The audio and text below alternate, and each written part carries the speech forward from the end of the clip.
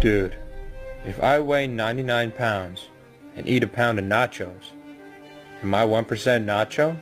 What? If you drop soap on the floor, is the floor clean or is the soap dirty? Dude, what are you talking about? Bruh, which orange came first? The color or the fruit? Huh? Oh wait, you got a point there. If two vegans are arguing, is it still considered beef? Was there something in that apple juice you drank? If you were born deaf, what language would you think in? If you get out of the shower clean, how does your towel get dirty? If Apple made a car, would it still have windows? Alright, I'm going to bed before I get a contact high from listening to you.